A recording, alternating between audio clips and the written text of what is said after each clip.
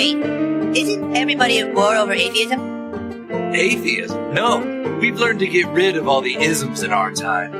Yes, long ago we realized isms are great for those who are rational, but in the hands of irrational people, isms always lead to violence. Welcome, everybody, to a new episode of, again, give me a better fucking podcast name, please. Tim's Two Cents. It's not as bad whenever I see it. It's not as bad whenever I write it in the notes for Daniel to take, but anytime I have to say it, I kind of get a little bit of a chill every single time. I think I did a different podcast this week. Well, it's a podcast I do every week, but I did it by myself this week, and I kind of realized in the middle of it, I talked about having some issues with myself and the kind of things that I like, and the little bit of a hipster in all of us. But if you're listening to this, you're probably coming from that podcast, so I don't really need to describe it that well.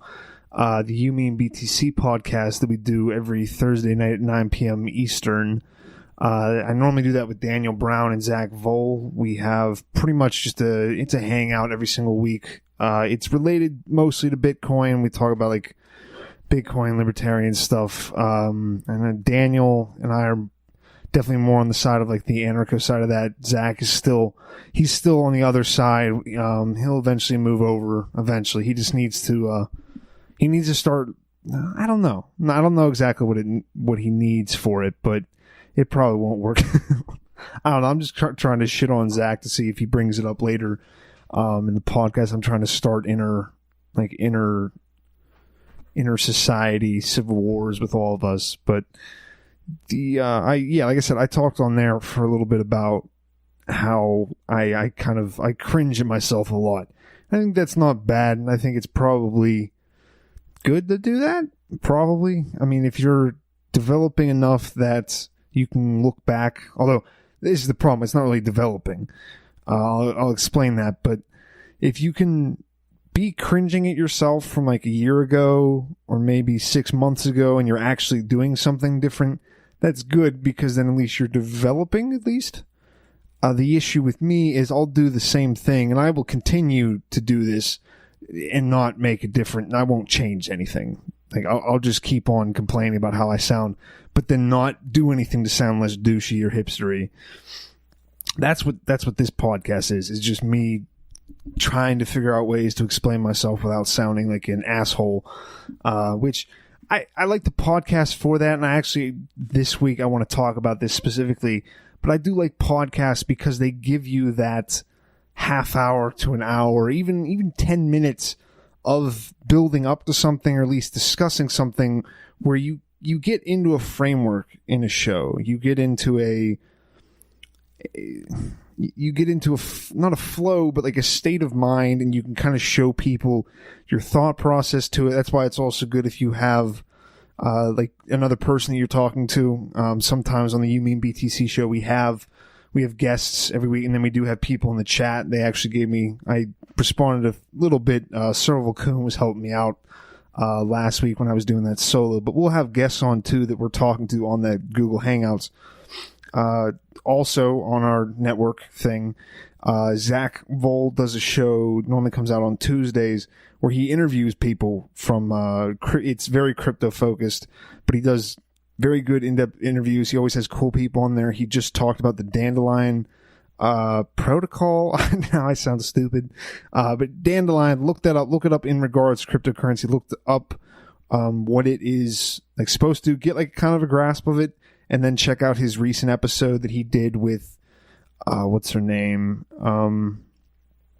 Introduction to Dandelion, which is the BIP 156 with I think her name is Julia Fanti. That's Zach's latest episode. That's episode 28. So check him out. But like I was saying, in that, it's a little bit different with Zach's because his is much more of an interview and mine is just a rambling monologue. But you get the discussion that happens. Every question you ask then kind of leads to the next one. They're not out of nowhere. The problem where I run into, I see this more as just not a society thing, but how we communicate amongst each other, which I guess probably is a society thing, but it seems a little bit lofty to call it a societal, a systemic societal problem, is context. I think we're losing context for a lot of things. The good part about a podcast, or even if it's like 5 minutes, is you can go through the actual thought. You don't have to boil it down to your most salient points, and you're leaving out how you've come to that, how you've kind of gotten to that situation. As long as people are willing to listen to you, I do truly believe that most of us would not have a problem with each other on Twitter. If not that if we were able to type out more, because literally, I mean, Twitter's at least better than it was. What is it, 250 now versus 120? But even Facebook, as soon as you see a wall of text or even something over like 4 paragraphs, you just kind of have to be like, no, I'm not going to read this. Like, there's no way you have something this important or this engaging for me to read, because if you did and I cared enough, you'd tell it to me in person. But a podcast lets you actually flow through an idea. You can do that in writing. You can do that on Facebook. But it's a little bit daunting whenever you're kind of scrolling through and you see a post about somebody or they're sharing a meme, and then all of a sudden it's, let me explain my exact belief system or my take on this new kind of, this new law or this occurrence, that whatever. The podcast, partly because the person's coming into it. Like on Facebook, you're not necessarily going on there to learn about this specific idea. It just comes across your feed. Same thing with Twitter. Now, people may use that for something. People may follow people to get kind of like a general idea, but you're not necessarily engaged in one thing. I guess you can type in, that's what the trends are for. So you can just go through them. But a podcast is different. A podcast is, you can literally go through your thoughts as they happen. Most of the time, I don't really do notes to the podcast. I'm sure it shows sometimes, but other times I do think it's good. It helps have more of like I do think it helps to build that context. And one of my biggest problems starting out doing these podcasts, and I guess this maybe advice if you're trying to do a podcast, figure out your way and how much you need to talk to actually explain yourself. Because my issue is I would be too shy or too scared to really just rant, or I would get lost in my discussion, which is also due partially to drug abuse. I can't really. That's definitely part of what it was. Don't smoke weed. But one of the biggest things was me not knowing that I did need to spend a decent amount of time trying to explain something and get to a certain issue, depending on what the point you're making is. The point you're making, however important it is, or how different it is. Like how shocking will this be to have this point? Like you have to give more context, and you have to give more explanation for the idea that I don't like. If you're having an argument over a sports team, you shouldn't have to make that much context about how, like, well, this stadium was built in the 75, and then I had this. I went down there whenever I was a kid, and then somebody gave me $1, and then I have very deep liking for that, and I have a special place in my heart for this city, and all these blah blah blah. You do want to have more context, and you want to have more explanation for something like a political affiliation, or if there's an event that happens, like John McCain's thing. I complained about this last week, and I complained about it a little bit on the You Me and BTC show. I just didn't really care for most people's opinions on Twitter. I didn't really look for them. I didn't really go out of my way to check them out, because there isn't any context around that. It's either just, well, he was a great man, or he was we're glad he's dead and we hope he never comes back, stuff like that. The problem with anything with Twitter that isn't just about football or your food or posting pictures, which is probably what Twitter should be. We shouldn't be using Twitter as like a journalistic tool. I shouldn't be getting most of my news. And when I say news, I don't just mean like I don't mean things that happen. I don't mean just international developments, whatever it is. I also just mean like popular culture, music, TV, movies, shows. I don't really watch any HBO shows, anything like that, but I kind of tangentially keep up with it just because people post about, people mention something that happened. If it's a finale and it's shitty, somebody will make some post about it because I'll be following them for some other reason, or just because I like having a different opinion in there. But for something that actually needs context, social media is just not going to do it. You can't just have every single person. If it was a social media where that was possible, it'd probably be something like 4chan, because whenever people actually try to describe an idea they have, just the crazier it sounds, because they go so into depth, and you don't have the ability to really... It's definitely harder when you're writing to explain. That's not necessarily true. Maybe it's just harder for us because we're just not used to having to read things as much, because that's like whole treatises on theology and politics and militarism and all kinds of different things have been done through books and through writing, so you can get a context. But that's part of it. Like, we can't have a social media where you're putting up like 50 page just descriptions of why you think that taxing people is immoral, or why you think anything is immoral or it should be unlawful or something like that. Most people wouldn't use that. That wouldn't be something where you could sell a whole lot of ads, because there aren't a whole lot of people that are going to want to go through a basically stranger's ideas on something. They just don't care that much. So what we get is, if it's not just inane posting about sports or food or who they're fucking, it's these...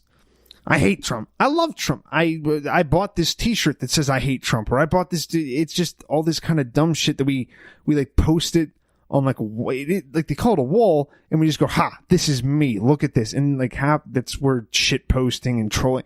Half the time it's not even real. It's this kind of weird blend between irony and just complete lie. Like, it's not at all ingenuous at this point, just because it's become so polluted with just people.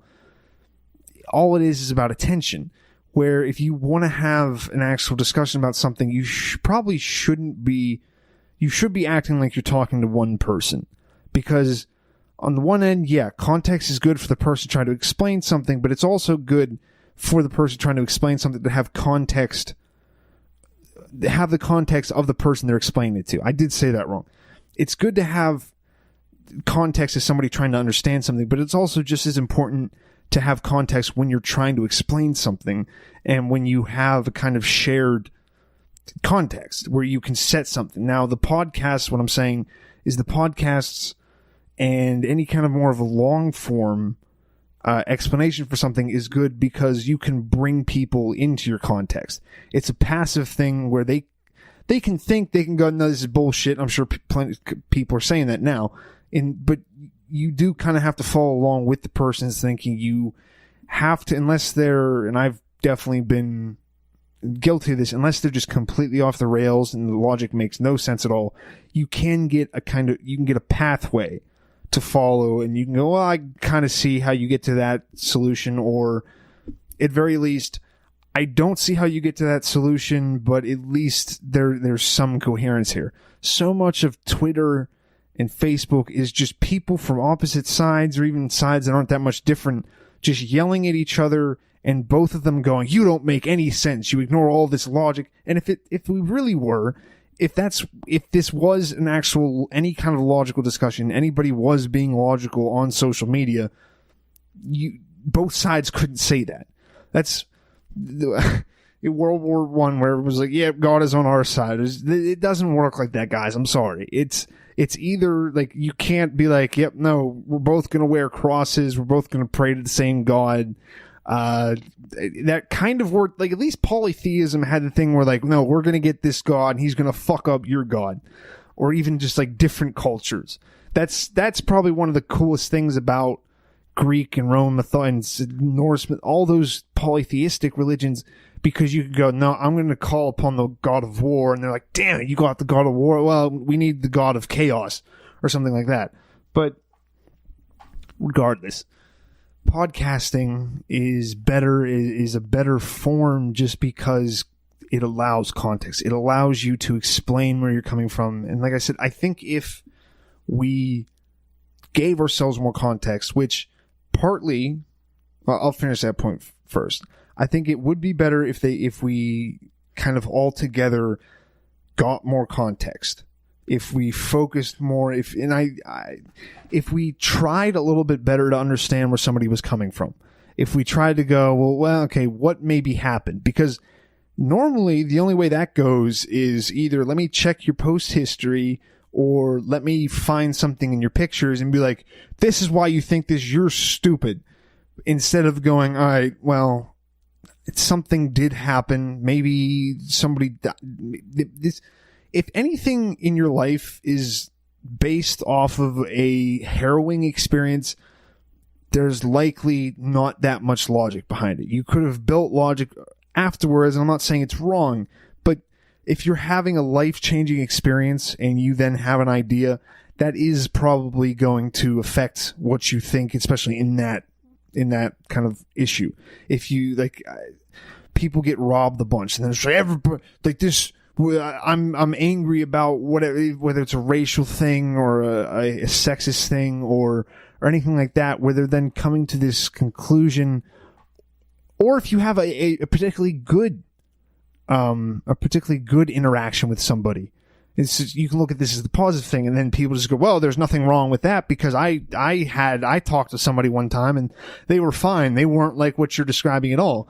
But if we can give ourselves the ability back to have some, it's not sympathy, it's just empathy, where you don't have to concede to the person. You just go, oh, well, I mean, that's probably why you think this way. Me telling you you're stupid for thinking this way probably isn't going to do anything. And you don't really care to know this anyway. Most people aren't going to care to know something. If they already have the idea, they're not going onto Twitter. And I get that's kind of the fun of it is, oh, well, I can try to get them to change. I can win this person over. But it's also, if you win them over with something that light by just calling them a name, why do you want them to believe what you believe? Why do you want them as a, like, it doesn't seem like when people are having these arguments, they're trying to win somebody over and be like, hey, come join my side, buddy. It's always, you're just a dumb piece of shit. You're a Nazi. You're a communist. You're a libtard. You're a Trump-tard. It's like, everybody always makes up, as soon as one phrase for somebody gets made up, the other side makes up the phrase. They start arguing over fucking snowflakes like a bunch of idiots. Like, it's just so stupid at this point where don't go on social media and have arguments. If it's fun for you, yeah, sure, go do it.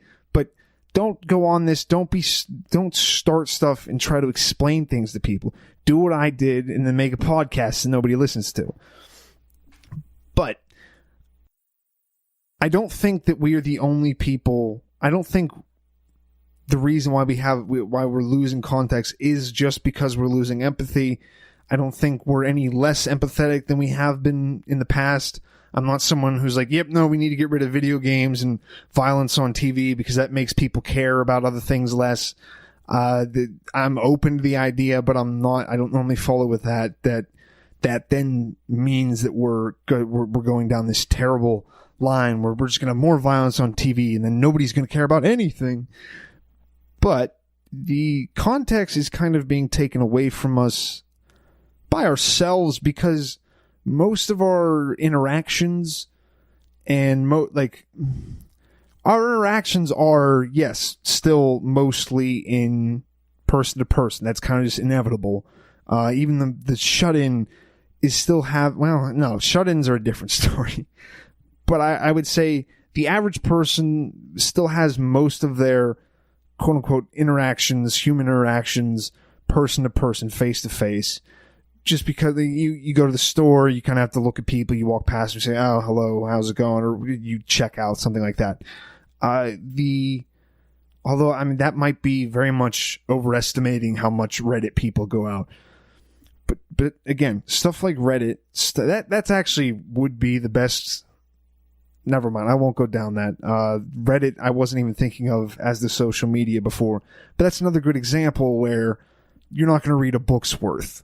Like, people can write that much, people can explain their point to the umpteenth degree, but most people aren't going to want to read a essay long explanation for why you think something sucks. Maybe I'm overestimating how much time those people actually go out and have face-to-face interactions. But the issue is that when we're having arguments, when we're having discussions, when we're having, and they're not even discussions, but most of the time where you're having like conflict with people, I think the average person, their conflicts are predominantly online. We're not having an argument with the person we work with. We're not having an argument with your partner. You're not having an argument with the person at the grocery store about how Maoism is better than Stalinism or whatever it is.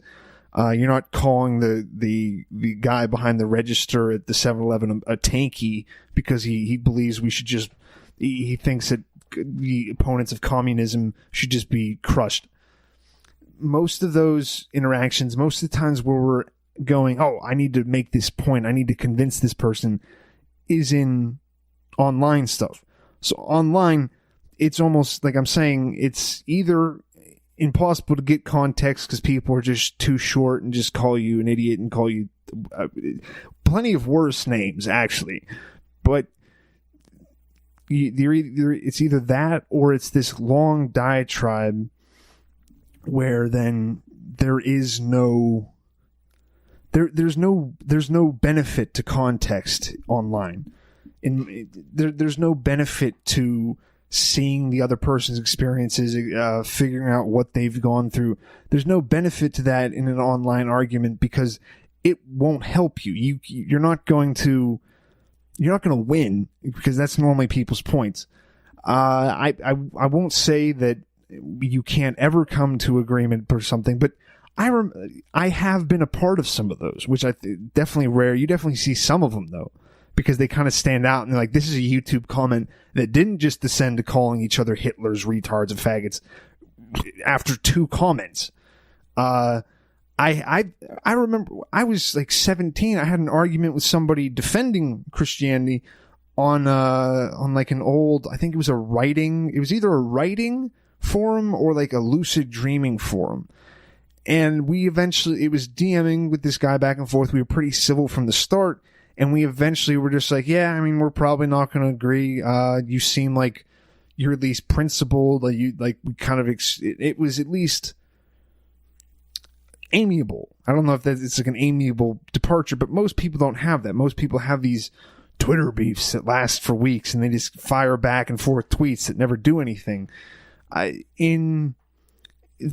like I'm saying, if unless both people are willing to just go, yeah, I'm just going to let you live, I'm going to let you do whatever, if that's your start from the beginning to actually, I think that's where you need to come from if you actually want to bring somebody to your side, because you want to be like, hey, here, I'll present this stuff to you. If it makes sense, come over. I'm not going to force you to, because then that you have no integrity over things. You just kind of flip-flop whenever anybody throws new information in front of you.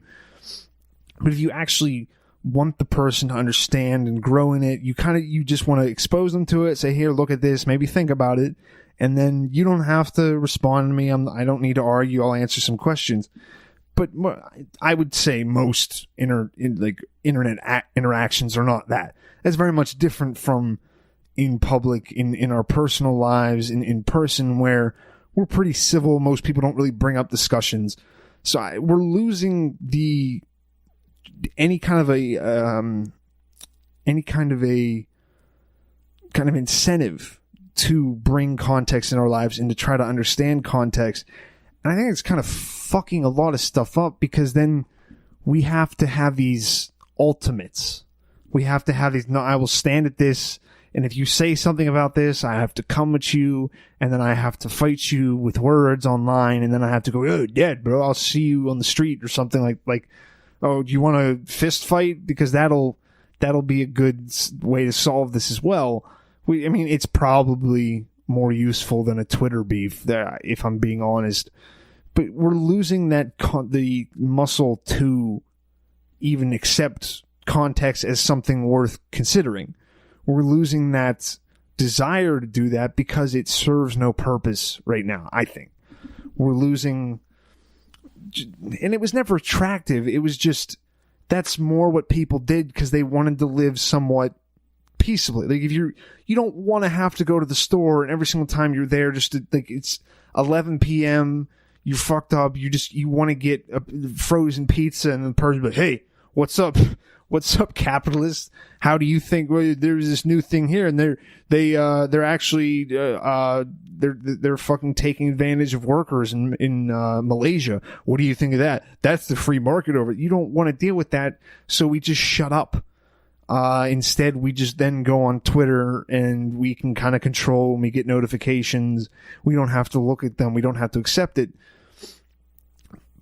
But then, because we don't ever have those problems in real life, we have no concept of what context is in something. We then have the people just getting offended at things taken completely out of context. We have people considering things like taken out of context. Context should matter a lot when it comes to making a decision on if an action was malicious or not. Context should be a very defining feature in that. It's hard to do that because you have to make a law for 300 million people or whatever we have. But context should focus in more on that. I think that's like the biggest thing with police. Besides the whole, they used to be called peace officers, now they're called police officers and law enforcement. Was the context you could get from policing a small city. Now, obviously, it wasn't like that everywhere, but it's a much, I don't know I know police, like I know guys who are police, but I've never been like, oh yeah, no, I'll be fine in this situation because I know that this guy's going to be here. If a sheriff or a police officer, they do like those regular beats, they talk to me, they're part of the community, there's more context to be had. That's more, we're like, oh, well, you're walking along the side, let me give you a ride. Oh, you're drunk driving, did you hit anybody? No. All right, well, let's just drive them home. Or any, like, context allows you to be more lenient. Context allows for freedom. I guess that would be my argument, is context allows for the laws to be a little bit rubbery, where if you don't have context, you can't let the laws be rubbery because then everything will slip through, because if you don't know the context, then it's up to the lawyer to just make the context up. And you don't know if it's true or not, and then you go, well, I don't know if it was malicious or not, because that's not really something we can test. We kind of make up these set standards, which for the most part, I don't think really apply necessarily. They can apply, but you kind of have to force it. I think that's where a lot of where people get angry on either side of a political discussion or a criminal, like a case decision, or any of these things, comes from the people making the decision, whether it's they don't care, they don't even want to consider it, or they just don't have it, is the loss of context. One thing, if there is something malicious, it's probably that this whole thing with media now, where it's pretty much just clickbait. If you're writing for somebody, you're not really writing to the highest journalistic integrity, depending on where you're putting things out. You're just trying to get people to click on something, because ads matter way more than you getting paid for putting out a good article.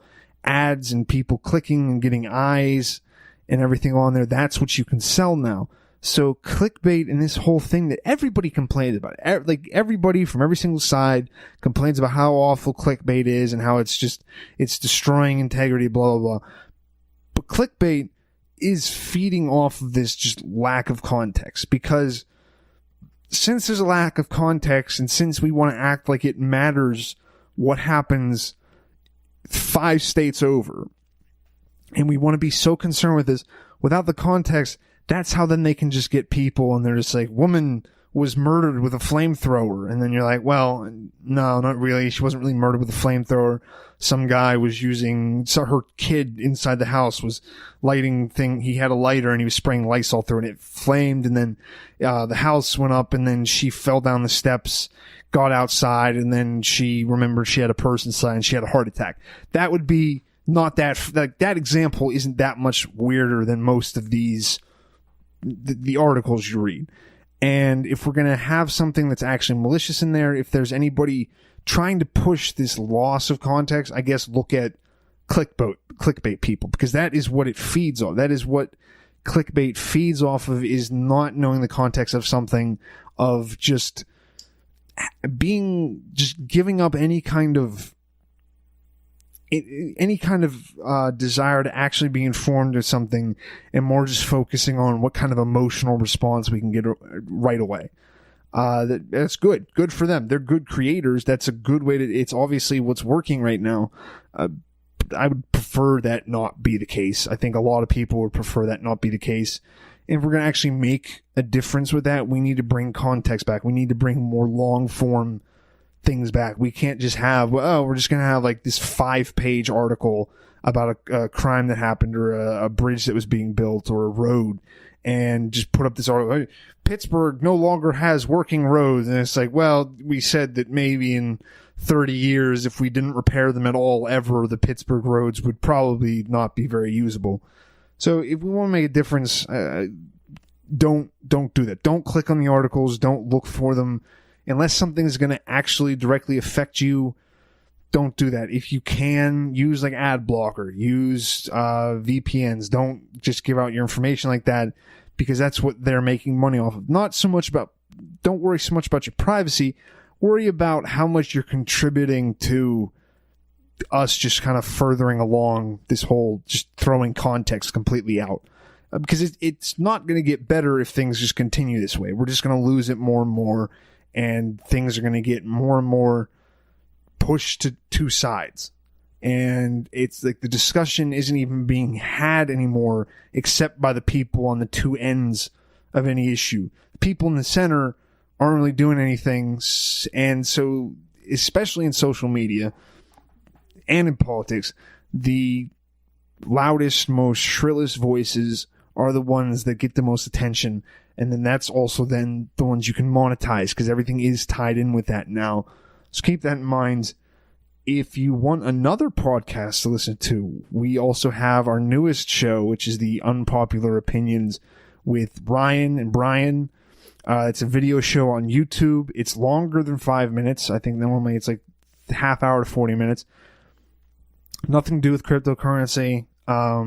They might mention it a couple times, kind of in passing, but it's not a crypto focused show. You kind of need a detox from the rest of ours. Check them out. They talk about, I know they do wrestling a lot. They've done, I think Ryan lost some stuff in the mail, got pissed about that. Brian tells some stories about his life. It's a fun show. Check them out. And if you want, support us. Don't click on more stuff. Send us a couple dollars. Give us give us a reason to keep putting stuff out, because if you don't, we're just going to start making clickbait. I'm going to have podcasts that say 42 minutes, and it's just every 5 minutes I say another word or another sentence and just drag it out. Because if we get rid of people wanting like long form explanations for things and getting in depth into a discussion and actually understanding each other, we're going to lose it, and it's going to go away because it's not profitable right now. But check us out. Follow me at Baker's Dozen 93 on Twitter.